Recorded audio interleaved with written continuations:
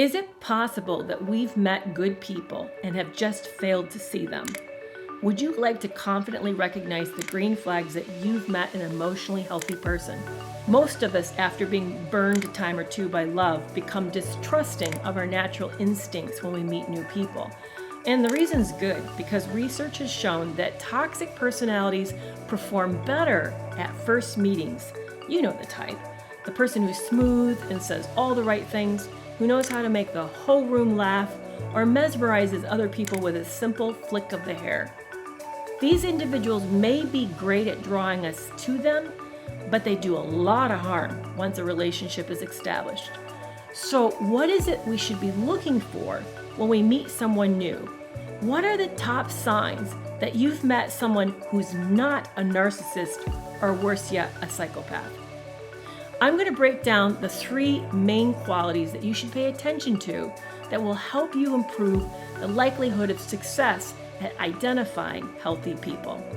Hi, I'm Dr. Kerry Kerr McAvoy, a licensed mental health clinician with over 20 years of counseling experience, and unfortunately, I'm also a narcissistic abuse survivor.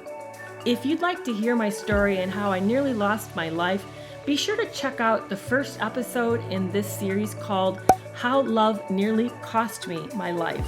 Or you could read my book called Love You More, The Harrowing Tale of Lies, Sex Addiction, and Double Cross.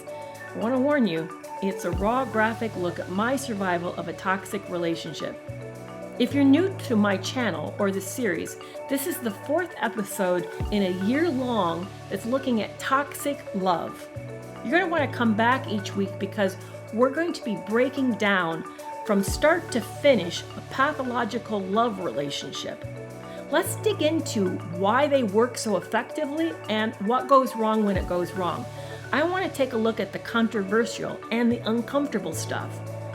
So, in this episode, I'm going to teach you how to become more accurate at spotting the signs that you've met a healthy person, someone who is not a narcissist. You can apply this to first dates, to new people that you meet as possible friends, or any other spot in your life, like at a new job. You're going to want to stick around to the end because I'm going to tell you the biggest green flag that you're probably overlooking and why.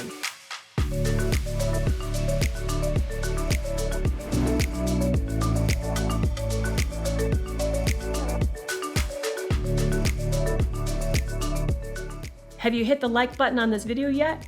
Be sure to do that. And also subscribe to this channel and turn on notifications so that you don't miss next week's when we dig into why love bombing is so irresistible and how it actually pulls us into a trance. There are few things more exciting than meeting a toxic person. It's the way they hang on our every word and how many commonalities they suddenly share with us. We find their charisma very intoxicating. Studies have shown that narcissistic people are masterful at making good first impressions. It's partly due to their overconfidence and the fact that they're very good at denying their imperfections. They have an intense need to win people over. So, how are you supposed to recognize a healthy person? Not someone who's just ordinary, but someone who actually is high in emotional intelligence, because these are the true keepers. According to Kendra Cherry, emotional intelligence is defined as the ability to perceive, interpret, demonstrate, control, and use emotions to communicate and relate to others effectively and constructively. It's our ability to express and control emotions that's essential in our ability to understand, interpret, and respond to the emotions of others. It's been found that having a high emotional intelligence is actually more important than being intelligent than having a high IQ. See, a person with a high EQ is going to be slow to respond to conflict, they're sensitive to what other people are going through, and they navigate the tricky situations of life just better. It is these same qualities, unfortunately, that are likely to make you miss that you've met an amazing person on the first meeting, that they may actually appear boring to you, especially if you've been into a toxic relationship or two. And this is the reason why. It's because they don't evoke intense emotional highs or lows. Many of us have learned to equate the feelings of excitement brought on by danger as the signs of attraction. Did you catch that? may have learned to mistake an emotional intensity as a sign of interest and connection. So, what should you be looking for when you meet someone new? Here are the 3 main areas that I want you to be on the lookout for that indicate that you've met someone psychologically healthy. First, they manage their interior world with sensitivity and responsibility. Second, they show respect for others. And third, they demonstrate flexibility when life doesn't go their way. So let's unpack that. Let's take the first quality first. That's someone who manages their emotional and psychological needs responsibly. This is a person who knows how to resist temptation. They're in touch with themselves, and they know how to deal with strong emotions and insecurities by not turning them off, but also by not losing their cool. They know how to handle things in the middle. They address issues when they come up, and they navigate difficulties well. You won't be seeing them hold grudges, and they know how to ask for help. Okay, you may say, Kerry, that's an amazing list, but how am I supposed to recognize I've met someone who's like this on our first meeting? So here's what to look out for. Notice how they talk about their past relationships, particularly the ones that didn't go well. Do they seem to have an awareness of what went wrong and the part that they played in that? And in this conversation with you, do they carry their half of the emotional heavy lifting? Do they show concern for you around things that are important to you? Do they pick up on your cues?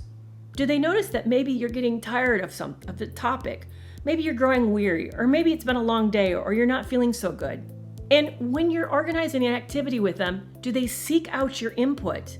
When they share vulnerable things, is it with a reasonable pacing?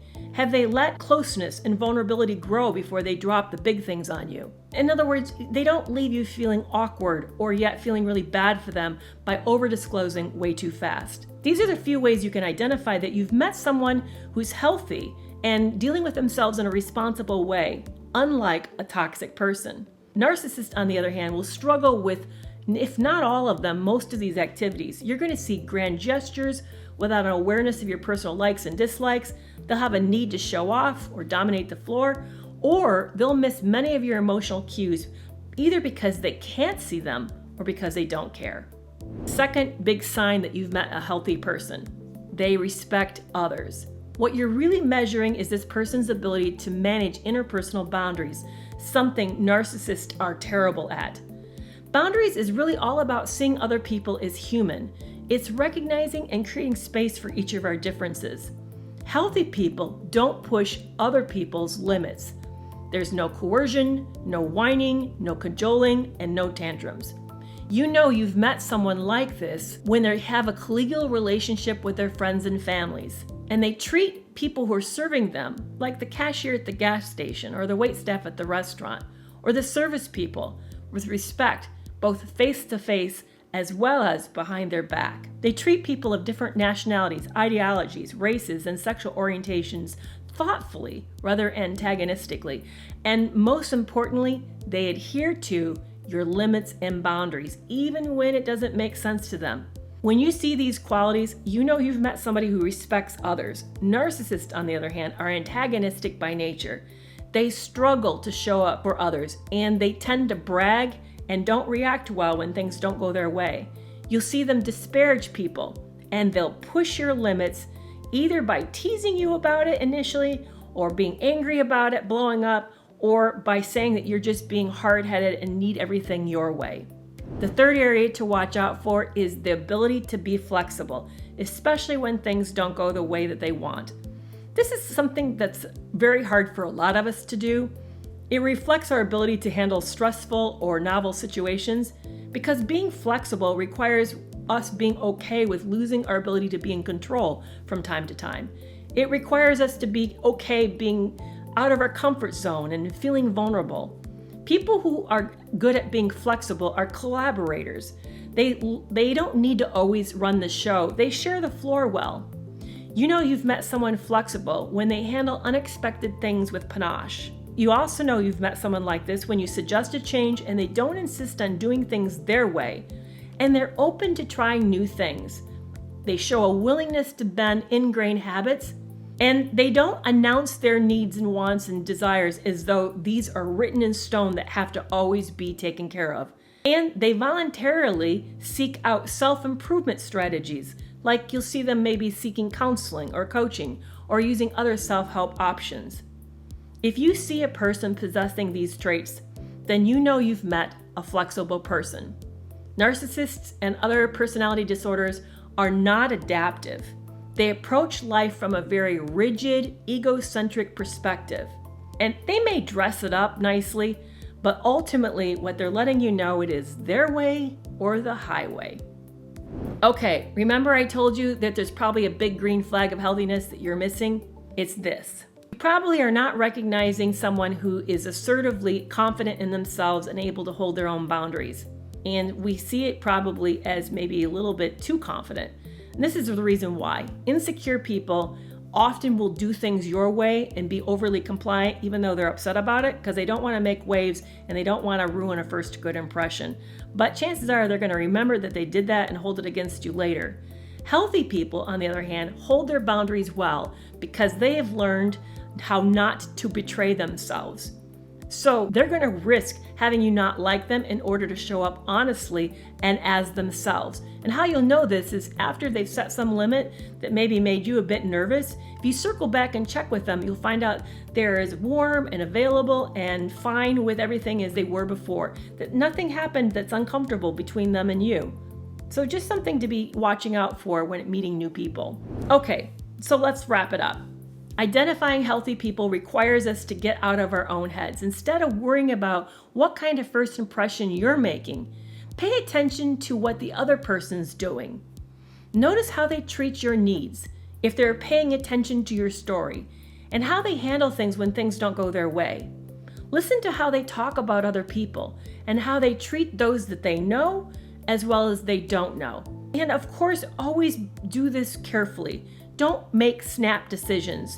Just because you see a red flag or two, always take a wait and see attitude, because more information is always better than less. So what did you think? Do you think you now can spot the difference between meeting a narcissist and someone who's emotionally healthy? Drop me a comment and let me know. And be sure to like this video, hit the subscribe and notification button, and consider sharing it with someone that you know in your life who may be struggling, recognizing that they've met healthy people. And if you like this video, make sure that you check out the previous one where I talk about the commonly missed red flags when meeting someone new. And come back next week when we dig into the topic of love bombing and why it's so irresistible.